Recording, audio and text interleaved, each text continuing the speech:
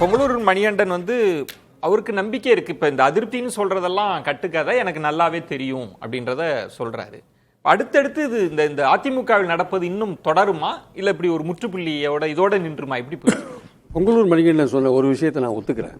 திமுகவில் பல பேர் அதிருப்தியாக இருக்காங்கன்னு சொல்கிறாரு இல்லையா, அது உண்மை. ஆனால் அவங்க வெளில வர மாட்டாங்க. ஏன்னா அந்த கட்சி ஆட்சிக்கு வரதுக்கான ஒரு வாய்ப்பு இருக்குன்னு அவங்க நம்புகிறாங்க.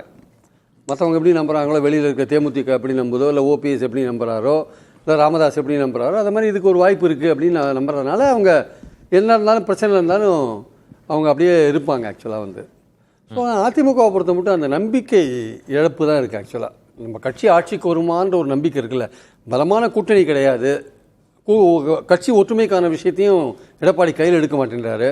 ஸோ அப்படி இருக்கிறப்போ நம்ம கட்சி வெற்றி பெறுமான்ற அந்த நம்பிக்கை காரணமாக சரி, நம்ம அது தவிர அவங்களுக்கு இருக்கிற வருத்தங்கள், பர்சனலாக இருக்கிற வருத்தங்கள். அன்வர் ராஜாவை பொறுத்த மட்டும் அவர் ஒரு கொள்கை அளவில் பாஜக கூட்டணியை எதிர்த்து அவர் வராரு வெளியில். அது அவருடைய கான்ஸ்டியூவன்சிக்கு, அந்த அவரோட தொகுதிக்கு ஏற்புடைய ஒரு விஷயமா இருக்குது. இப்போ மைத்ரேயனுக்கு என்ன இருக்குது? ஆக்சுவலாக அவருக்கு என்ன கான்ஸ்டியூவன்சி இருக்குது, அவரால் என்ன இருக்குது?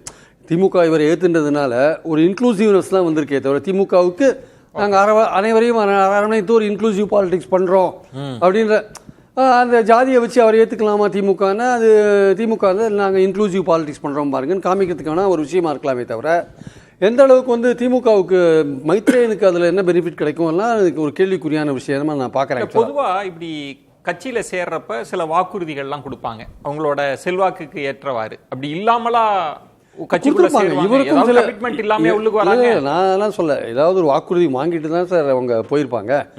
பல பேர் வாக்குறுதி இல்லாமல் போக மாட்டாங்க. வாக்குறுதி கிடைக்காதனால போகிறத நிறுத்தி வச்சிருக்கிற அதிமுக தலைவரும் இருக்காங்க.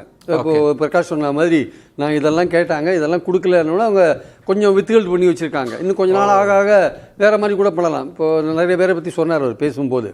ஸோ அந்த மாதிரி இருக்குது. அதனால் ஒரு வாக்குறுதி கேட்பாங்க. அது திமுக தலைமை அதை கொடுக்கறதுக்கு ரெடியாக இருக்கா? திமுக தலைமை இப்போ எந்த ஸ்டேட் ஆஃப் மைண்டில் இருக்காங்கன்னா, எப்படியா இருந்தாலுமே எதிர்கட்சியில் ஒரு பலமான கூட்டணி அமையக்கூடாதுன்றது, அமையக்கூடாது, அதிமுகவையும் பலவீனப்படுத்தணுன்ற அந்த 2 பாயிண்ட்ல ஒர்க் பண்றாங்க சார். அதனால இனிமே அவங்க நிறைய பேரை இழுக்கிறதுக்கான வாய்ப்பு இருக்கு. பொங்கலூர் மணிகண்டன் சொன்ன மாதிரி திமுகல இருந்து போவாங்களான்னா, ஜனவரி பிப்ரவரியில சுச்சுவேஷன் எப்படி இருக்கு, திமுக அப்பவும் வெற்றி பெற மாதிரியான ஒரு வாய்ப்பு இருக்கு அப்படின்னா அதுல கன்டினியூ பண்ணுவாங்க. இல்ல எதிர்க்க ஒரு பலமான கூட்டணி அமைஞ்சு போச்சு, இல்ல விஜய் ரொம்ப பலமா வந்துட்டார் அப்படின்னா கொஞ்சம் யோசிப்பாங்க. அடிப்படையான விஷயம். இப்போ பொங்கலூர் மணிகண்டன் சொன்ன மாதிரி இங்கேயும் அதிருப்தி இருக்கின்றது. இப்ப நீங்க புது வரவு அங்கிருந்து வராங்க அப்படின்னா, ஏற்கனவே இருக்கிற திமுக ஆட்கள் அங்க இருப்பாங்கல்ல, ஒரு கனவோடு நமக்கு தான் சீட்டுன்னு, அது இல்லாம போகும்ல. அந்த குழப்பத்தை அதிமுக பயன்படுத்திக்காதா? அதுதான் பொங்கலூர் மணிகண்டன் சொல்ற. இல்ல சார், எடப்பாடியே தன்னோட கேரக்டர்ல நிறைய சேஞ்சஸ் கொண்டு வந்திருக்கார். அவரோட பேச்சு நீங்க சமீபத்தில் கவனிங்க. அப்கோர்ஸ் அப்பப்போ கான்ட்ரவர்சிக்கு போனாலும் முன்னெப்போது இல்லாத வகையில் அவர் இந்த நடைப்பயணத்தை ஆரம்பிக்கிற அந்த சினாரியோவே பார்த்தீங்கன்னா, அமித்ஷா வராரு, கூட்டணி ஆட்சி தான் சொல்ல போறாரு அப்படின்ற ஒரு ஸ்டேஜில் தான் அந்த அமித்ஷா விசிட் கேன்சல் ஆயிடுச்சு. ஆனால் இவர் என்ன பண்ண, அமித்ஷாவது யாராவது நான் பாட்டு நடைப்பயணம் போறேன், நான் தொண்டர்களை சந்திக்கிறேன் அப்படின்றது அவரோட அந்த ஃப்ளோ இருக்கு இல்லைங்களா, அது இன்னைக்கு தென் மாவட்டத்தில் போய் நின்று இருக்கு. தென் மாவட்டத்தில் இப்போ சொன்னார் இல்லையா, நகர செயலாளர் இருக்காங்க, இவங்க இருக்காங்கன்னு. தென் மாவட்டத்தில் முழுக்க அதிமுக ஓட்டு எரோட் ஆயிடுச்சு. நீங்கள் போன சட்டமன்ற தேர்தலில் ஓபிஎஸ் இருந்தார், ஏடிஎம்கே உள்ள ஓபிஎஸ் இருந்தார். முக்குளத்தோர் வாக்குன்றது இவங்க 10.5% இடஒதுக்கீடு கொடுத்து பிரமலை கல்லர் போன்ற முக்குளத்தோர்களை அடிச்சிருந்தாலும் அதையும் தாண்டி போற இடம்லாம் நல்ல கூட்டம். இப்போ அதை தாண்டி அவரோட அப்ரோச் என்னன்னா, நீ யாரா வேணா இரு, அதை பத்திலாம் எனக்கு பிரச்சனை இல்லை, நான் பாட்டுன்னு போறேன் என் களத்துக்குள்ள, நான் அதை அகாமடேட் பண்றேன். ஒரே ஒரு விஷயம் பிரகாஷ், அந்த இடத்துல பிரியன் அவர்கள் சொன்ன மாதிரி திமுக கூட்டணியாவும் இதா இருக்காங்க. இப்போ அதிமுகவிலிருந்து இப்படி முக்கிய தலகர்த்தர்கள் வெளியில போறது பர்செப்ஷனா அவங்களை வீக்கெண்ட் பண்ணாதா? அதுக்கு அதை தானே திமுக தொடர்ந்து செய்யுதுன்னு சொல்றாரு பிரியா சார். இப்போ போனதுல வைட்டல் டேமேஜ் அன்வர் ராஜா தான் சார். அதுல மாற்று கருத்தே கிடையாது sir. It's a vital damage. ஏன்னா இஸ்லாமியர்கள் ஓட்டு பிஜேபியோட சேர்ந்ததுனால இவங்களுக்கு வராது. சரி, ரைட்டா? அந்த மாதிரி ஒரு பெரிய மைனஸ் இருக்கும்போது அன்வர் ராஜா போனது இட் இஸ் அ ப்ளோ, அதாவது முதுகெலும்புல அடின்ற மாதிரி தான். ஆனா நீங்க ஃபியூச்சர்ல நான் என்ன ப்ரெடிக்ட் பண்றேன்னா, இந்த ஓபிஎஸ் இந்த சசிகலா, இந்த அதிருப்திகள், இது எல்லாத்தையும் மேனேஜ் பண்ணி கொண்டு வந்துருவார் எடப்பாடின்ற ஒரு மூவ் ஏடிஎம்கே கேம்ப்ல தெரியுது. பண்ணாலும் வாய்ப்பு இருக்கு. 100% பண்றதுக்கு வாய்ப்பு. பொங்கலூர் மணிகண்டன், அப்ப இறுதி நேரத்தில் சரி எல்லாரையும் தக்க வைப்பதற்கான முயற்சி கூட எடுக்கப்படலாமோ? அப்படி கடைசி நேரம் நம்ம இந்த ஆப்ஷனை எடுத்துருவோம்னு எடுக்கவும் வாய்ப்பு இருக்கா இபிஎஸ் அவங்க? இல்ல சார், 2026 நிச்சயமாக அதிமுக ஆட்சிக்கு வர வேண்டும். இதுல அதற்கான எந்த எல்லைக்கும் அதிமுக செல்லும். ஏன்னா அப்பதான் முயற்சி எடுக்கணும். இப்போ ஏனாதான் செய்ய முடியாது இல்லைங்களா? இப்போ எல்லோரையும் அரவணைப்பது, ஒருங்கிணைப்பது அவருக்கு தெரியாம கூட இல்லை, அவருக்கும் தெரியும். ஏன்னா இதுக்கான சில காலச்சூழல் வருவாங்க. இப்போ நடைபயணம் போறாரு, பிரச்சார பயணம் போறாரு, மக்களை சந்திக்கிறாரு. இது முடிய பாருங்க, திமுகவுக்கு எதிர்மனைகள் உள்ள எல்லோரையும் நிச்சயமாக ஒன்று சேர்த்து ஒரு இடம் நீங்க ரொம்ப கவனமா வார்த்தையை பயன்படுத்தி இருக்கீங்க. நான் அதுக்குள்ள ரொம்ப வரல. திரு பொங்கலூர் மணிகண்டன், அன்வர் ராஜா விஷயத்திலேயே ரொம்ப அண்ணன் தான் சொல்லி பேசுறாங்க. அன்வர் ராஜா வெளியில வந்தாலும் எடப்பாடி அண்ணன்ட்ட நான் அவர் சொல்வது நாங்க பலமுறை அவரோட பேச முயற்சித்தேன், எங்களால பேச முடியல. ஒண்ணு. ரெண்டாவது, எங்க பேச்செல்லாம் கேட்க மாட்டாங்க அப்படின்றது அதுவே ஒரு வகையான அதிருப்திக்கு காரணமா இருக்காதா? விஜயன் சார், நானே ஒரு வெளிப்படையாக சொல்றேன், இந்த வார்த்தையை சொல்றது மனசுக்கு வருத்தம். ஏன்னா நான் என்னோட தகுதிக்கு நான் அடிக்கடி சந்திக்கிறேன் சார். நான் என்னோட கருத்து பூரா சொல்றேன். இப்போ கடந்த ஒரு 3 நாளைக்கு முன்னாடி சந்திச்சு சேலத்துக்கு பேசினேன். நான் சில கருத்து அவர் சொன்னேன், அவர் சில கருத்து சொன்னார். மனம் திறந்து சார் யாரு சொன்னாலும் கேட்பாருங்க. நீங்க வெளியில ஒரு 500 பேர் இருந்தாங்க, நான் வெளியில பேசிட்டு இருந்தேன், உள்ள கூப்பிட்டாரு, உள்ள போய் பேசினேன். சார் இது அப்படி இல்லை, நான் கட்சி எந்த பொறுப்பும் இல்லை, ஆனா சொன்னமே ஏத்துக்கிறாரு சார். இது தவறான செய்தி சார். வெளியில போன பின்னாடி அவர்கள் இட்டுக்கட்டு சொல்லுது. உண்மையில் எடப்பாடியார் எல்லோருடைய கருத்தையும் செவி சாய்த்து சரியா ஏத்துக்குவார்.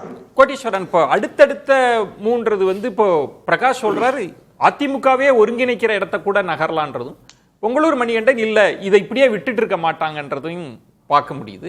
இன்னொரு பக்கம் திமுக வெளிப்படையாகவே இதை அறிவிக்கிறாங்க, அதிருப்தியில் இருக்கிறாங்கன்னு. இந்த பேட்டில் எப்படி போகுதுன்னு நினைக்கிறேன். இல்லை, பிரகாஷ் சார் சொல்கிறது அது ஒரு விஷயம் உண்மைதான். கடைசி நேரத்தில் முதல்வராக வரணும், அதுக்கு என்ன பண்ணால் அது வேலைக்கு ஆகுமோ, இதே ஐயா எடப்பாடி பழனிசாமி என்ன முடிவு பண்ணுவார்னா, ஒருவேளை ஓபிஎஸ் திருப்பி வந்தால் நமக்கு வெற்றி வாய்ப்பு, நம்ம திருப்பி முதலமைச்சர் ஆக முடியும் அப்படின்னு ஒருவேளை அவருக்கு தோணுதுன்னு வச்சுக்கோங்களேன். நானாக தனியாக முடிக்க முடியாது, கூட்டணி வரல அப்படின்னு அன்றைக்கி தோணுச்சுன்னா அவர் அது திருப்பி சேர்த்துக்குவார். அவர் சூழ்நிலைக்கு ஏற்ற மாதிரி மாறக்கூடிய தன்மை படைத்தார். அதுல ஒன்று உங்களுக்கு, அதாவது நம்மளா அணுகிற போது நம்ம பெரிய பேரங்கள் வைக்க மாட்டோம். உங்கள் தேவைக்காக நீங்க அணுகிறப்ப அதெல்லாம் அவர் ரெடி ஆயிட்டாரு. அதாவதுங்க ஓபிஎஸ் பேரத்தை ஓபிஎஸ் பொறுத்தவரை வந்தா சேர்த்துக்கிற நிலவுல தான் இன்னைக்கு வச்சிருக்கிறாரு அவர். இவரு போயிட்டு அதாவது எப்படின்னா ஃபீலர்ஸ் தான் அனுப்புவாங்க. இவரு போன் பண்ணி ஓபிஎஸ் கிட்ட எடப்பாடியை நான் பேசுறேன் அண்ணே வந்துருங்க அப்படிலாம் இருக்காது. அது தந்தி டிவி தொலைக்காட்சியில பாருங்க, அது தெளிவு.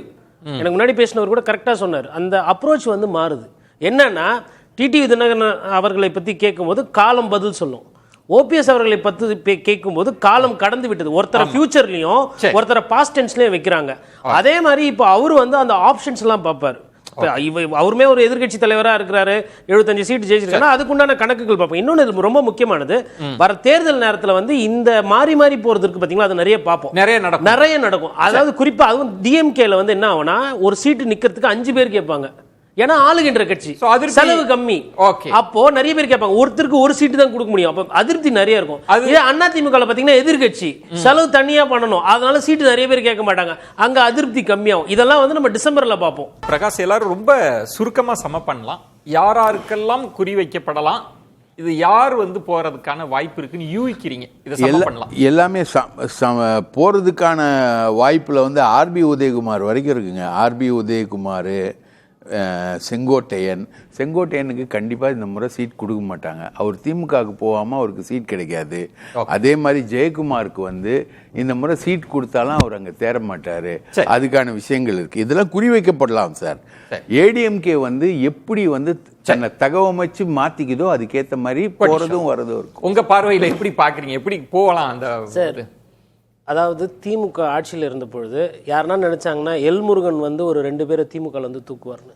எதிர்கட்சியா இருக்கிற கட்சி எப்பவுமே வல்னரபிள், அது எந்த கட்சியா இருந்தாலும் சரி. இன்னைக்கு தேதியில் அண்ணா திமுக எதிர்கட்சி லிப்ட் வசதி வேணும்னு டெல்லிக்கு எல்லாம் போய் பார்க்க போவாங்கல்ல, அதுதான். அதனால இது இந்த கூத்தெல்லாம் இன்னும் நிறைய நடக்கும். ஆனா ஒண்ணு சேர்ந்துட்டு அண்ணன் பிரியன் சொன்ன மாதிரி எனக்கு தேவைகள் இருந்தது, அதை பூர்த்தி செய்ய நான் போயிட்டேன் அப்படின்னா அது யதார்த்தமான பதிலா இருக்கும். நல்லா அனுபவிச்சுட்டு, ஒரு திமுகவா இருக்கட்டும் அண்ணா திமுக இருக்கட்டும், இங்கிருந்து இங்க அங்கிருந்து இங்க நல்லா பதவியை அனுபவிச்சுட்டு அதுக்கப்புறம் போய் சொன்னா மக்கள் அதை பாக்குறாங்க. அந்த மாதிரி அரசியல்வாதிகளை ரொம்ப ஏத்துக்க மாட்டாங்க, மக்கள் நிராகரிப்பாங்க. கண்டிப்பா இல்லை, ஒரு எதிர்க்கட்சிக்கு இந்த மாதிரி தேர்தலை நோக்கி போகும்போது தங்களுடைய ஆட்களை பாதுகாத்துக் கொள்வது என்பது ரொம்ப கஷ்டமான காரியம். ஏன்னா ஆளுகிற கட்சி பலமாக இருக்குது, அதிகாரத்தை பயன்படுத்துவாங்க.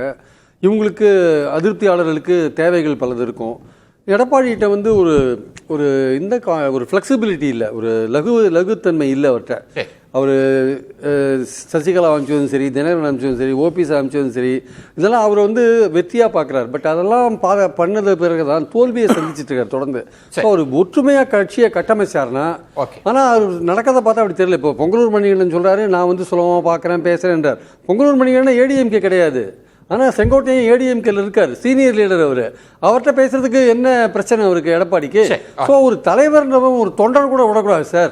ஜெயலலிதாவும் எம்ஜிஆர் அப்படிதான் இருந்தாங்க. ஆனால் எவ்வளவு தொண்டர் போனாலும் பரவாயில்ல, நான் தான் பொதுச் செயலாளர் உட்கார்ந்து என்ன பண்றது? உங்கள் பல சோதனைகளை கடந்து எதிர்நீச்சல் போடுகிற ஐயா எடப்பாடியார் அவர்கள் நிச்சயமாக நீங்க சொல்ற மாதிரிலாம் அவர் இல்லை, எல்லோரையும் அரவணைத்து இப்ப நீங்க சொல்லக்கூடிய மனக்குறையெல்லாம் அவருக்கு தெரியுங்க. அதெல்லாம் சாதாரண விஷயங்கள் தான், அதையெல்லாம் பேசிக் கொண்டிருக்கிறார், பேசி தீர்ப்பார். 2026 இப்ப நடைபெறும் போறாரு மிகப்பெரிய எழுச்சி மக்கள் மத்தியில. திமுக மீதான வெறுப்பு என்பது மக்கள் மத்தியில மிக தெளிவாக தெரிகிறது. 2026 நீங்கள் தான் முதலமைச்சர் வர வேண்டும் என்று எடப்பாடியார் நோக்கி மக்கள் சொல்றாங்க, அதுதான் இறுதியில் நிறைவேறும்.